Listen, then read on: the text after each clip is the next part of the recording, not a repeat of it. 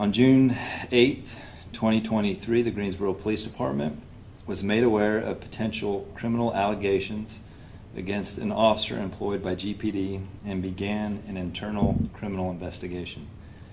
The allegation involved a possible sexual assault that occurred in Greensboro. The investigation has determined the incident occurred on May 31st, 2023. The former officer completed his shift, left work in his police vehicle in uniform, and met with the victim who was known to him. It has also been determined the victim suffers from a mental disability. As is standard protocol, GPD placed the officer on administrative duty effective June 8, 2023, and began an internal administrative investigation. The Greensboro Police Department presented initial findings to the District Attorney's Office today on June 23, 2023, and I terminated the accused employee effective today, June 23, 2023. On June 23, 2023, former Officer Miguel Garcia has been charged with one count of second-degree forcible sex offense. The criminal investigation is still ongoing at this time.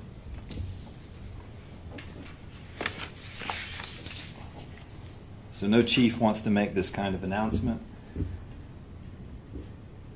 and it deeply saddens me and the members of our department to be doing so again. Along with this, I'm outraged, as the community should be outraged too. And let me just say that again. I am outraged, and I expect and completely understand that the community should be outraged too. The community has high expectations for our police department, and my expectations as the chief exceed those of the community. It is extremely important that our organization does everything in our power to promote transparency when hard things happen, as we are doing here today. The actions of this individual are not at all consistent with the expectation and standards held for our officers. Our organization is made up of people, and sometimes people make bad choices. But we have strong policy and practices, rigorous hiring processes, and clear expectations for our officers. Our hiring process is difficult, extensive, and no shortcuts are taken to select these individuals who we feel will be successful in this career and treat our residents with honor and respect. When an employee fails to meet those expectations, we thoroughly investigate and appropriately discipline those employees. We hold our personnel accountable and have systems in place to assure accountability. It is my hope that a commitment to these systems, policies, and standards will maintain trust and support from the community. As we know, we are nothing without the trust and support of our community. I will take questions at this time. Chief, how long has Officer Garcia been with the department? Just to be, I want to make sure I'm absolutely correct. I have some notes up here, but I believe he was hired February 1st, 2022. And let me just confirm that is correct. It is. Okay. And have there ever been any behavioral problems that were documented or anything to that sort previously before this one? With this specific officer? Mm-hmm. No. And the timing, the officer was hired February 1st for an academy that would have started in March. Our academy lasts 6 months, so he would have graduated towards the end of August, 1st of September. He then spends 14 weeks in field training before he would have been assigned on his own. So an approximation would have been the first of this year, January, or the end of December, he would have been assigned, and so he has only been out on his own within the last 6 months. Okay. Do we know the relation of him and the victim? We know that they knew each other, but do we know? We do, but as part of the ongoing criminal investigation, we're not ready to share that information at this time.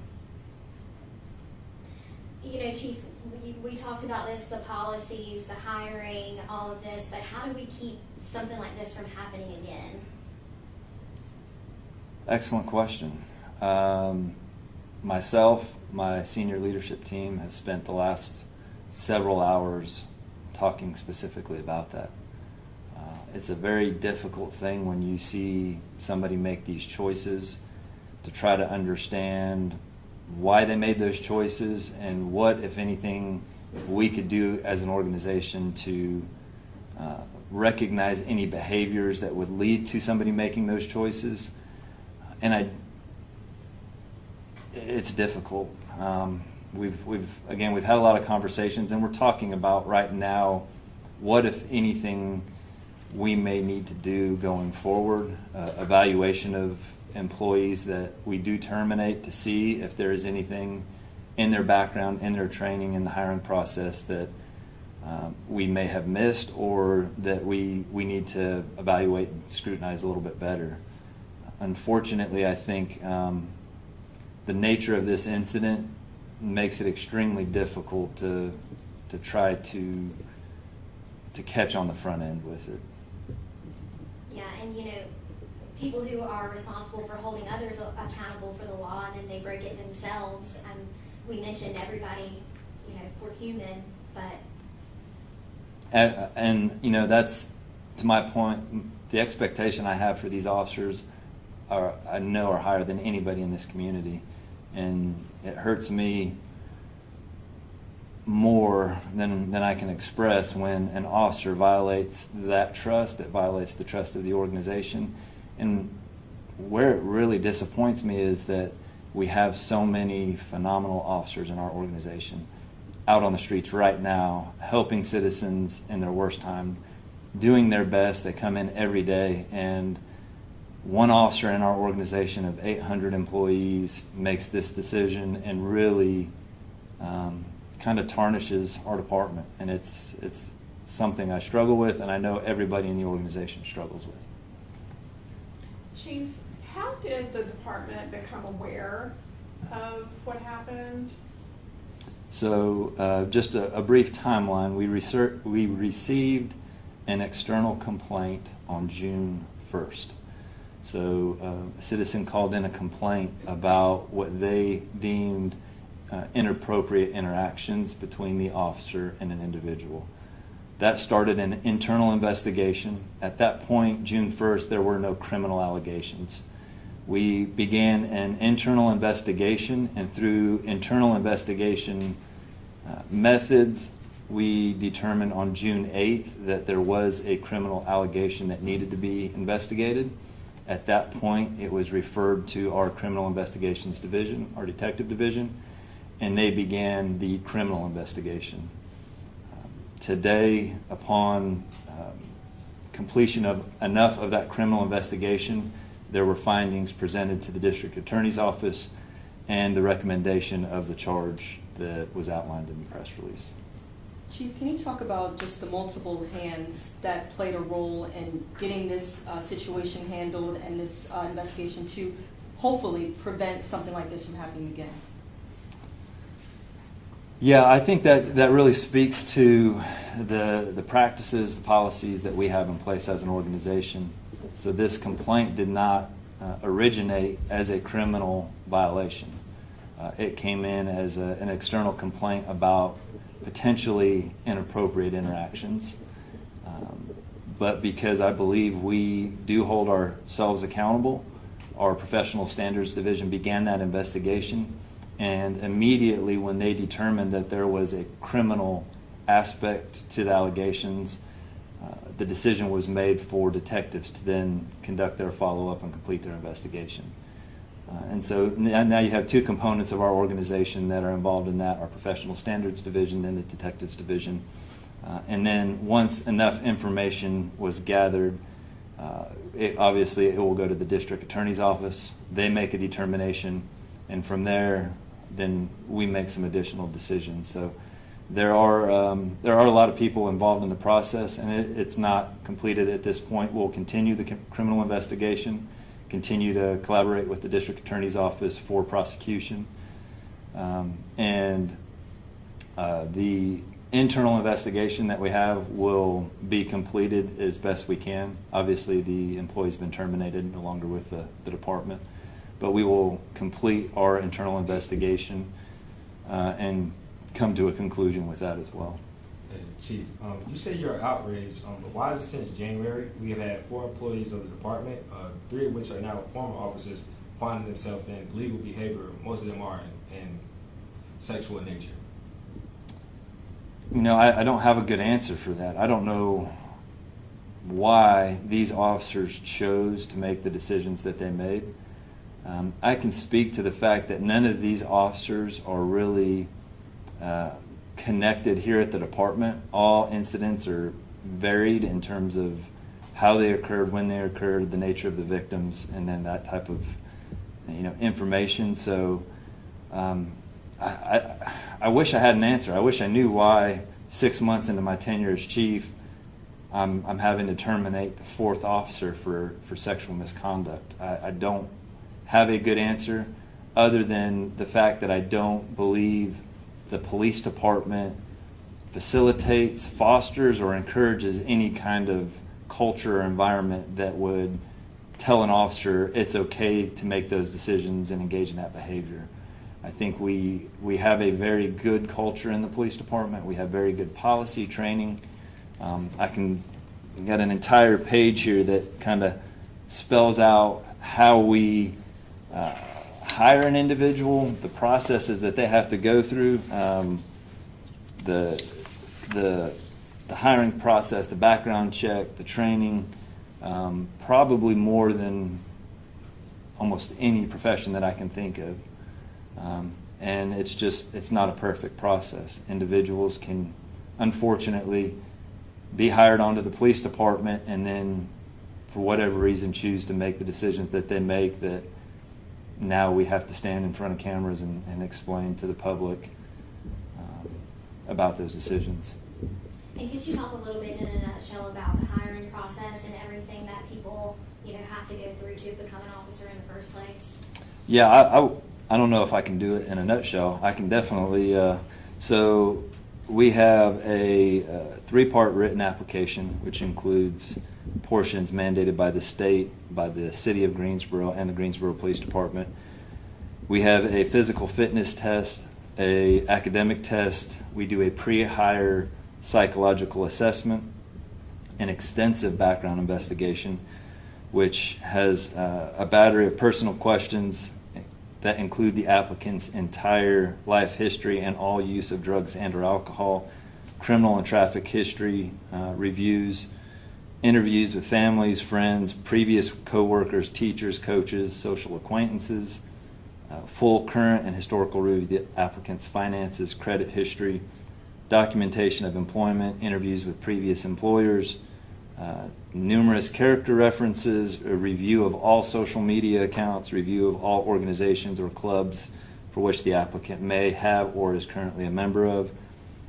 Upon all of that, in the background investigation, we complete a polygraph examination, a full medical examination on the individual, a full post-conditional offer psychological examination, which is done with a licensed doctoral level psychologist.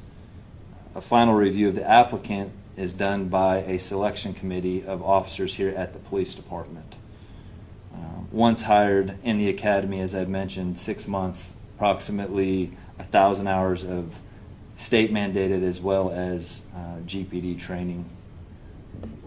Every few years, say an officer has been doing this stuff for 20 years, is there check-ins, every few years of any of those things? Yeah, so under the former chief, Chief Brian James, he actually implemented a 10-year psychological program. So every so often, officers are required to go to a psychologist that we have on contract and do an examination.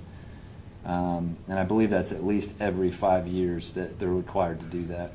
So that occurs. And then we also have, as part of our accountability measures, we have an early warning system at the police department. So if individuals are getting into trouble and we're starting to see a pattern of behavior, then the employee will be flagged, which allows us to kind of drill down a little bit more to see if there's anything we would need to do for corrective action, or maybe to help the employee, whether, it could be an alcohol abuse issue, it could be a psychological issue, it could be a financial issue, whatever it may be, to help that employee out. And none of these people who were committed of any of these, or who had these charges that we have been experiencing in recent months, none of them were flagged or showed any warning signs before we found out. I can only speak to former Officer Garcia today. I would not be able to answer about the 3 former employees and their history. They all had different tenures at the police department, so I just couldn't speak to that right now. And do we know how old Garcia is? 24. Okay, and so now that he's been charged, do we know when his court date will be or any of that? He is being processed at the magistrate, so they will obviously set a bond and provide a court date for him going forward. Chief, as you're trying to form relationships with the community, how does this make the part of the job more difficult? Extremely. I feel like recently with the pass of the city budget and the support for the police department in terms of raising compensation, that was a huge step forward for our organization to show that the community, our elected officials, our city manager's office supports the police department. And then an incident like this makes it feel like I take 3 huge steps back. I hate that one individual in our organization can make a decision that really impacts the organization the way it does. And all I can say is that I'm here today representing the organization to say that we do not accept that behavior. We will not tolerate that behavior. That is, it doesn't meet any expectations of the police department or the community, and we're always going to take swift action against anybody involved in that kind of behavior. And the second thing is that we're just going to have to get back to work.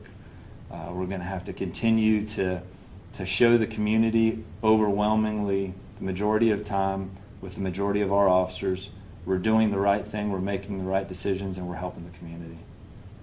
Chief, when it comes to the victim, can you share if it was male or female, if it was juvenile in this case?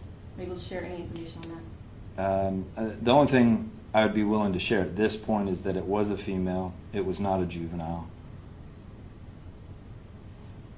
And just to follow up on that, I don't know if you can say at this time whether the department believes it was a one-time occurrence or if there was an existing relationship there. With the victim itself. At this point, the investigation is not complete, and we'll be evaluating all of those aspects through the criminal investigation. Right now, the interactions between the former officer and this individual, from what we know, are very few. And so we don't know, I can't speak to the history of the relationship in terms of those interactions. Chief, these are crimes that don't just happen. There's usually a pattern. What's your reaction to that? I don't know. That's a good question. I do think, that, crimes like this can be patterns, but I don't know that that's always the case. I can say that the length of time this employee has been with the organization, and it being 5 or 6 months that the employee has been on their own, it wasn't enough time for us to see any patterns develop. So, I guess if we're lucky and we've caught it, and he'll have to face justice in the court system, and obviously he is no longer with the department. And I guess just the fact that he left work in his police car, in his uniform, like it sort of seemed like that's a slap in the face. That's what's going through my head right now. How does that make you feel that he just left work and he was in his uniform and that's what he went and did? Yeah, for me it wasn't as much of a slap in the face as it was a gut punch. all of my senior leadership team, as we've been talking about how we've planned to handle this going forward today, in terms of the employee making the arrest, the investigation, and the media release, every single one of us feel like we've just been punched in the gut. And it's not just us.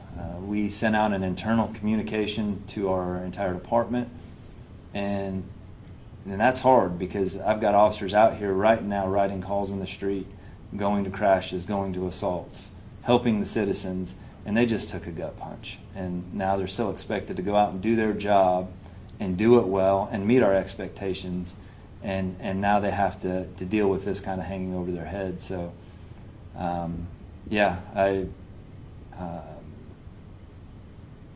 hate it. I hate it for my officers.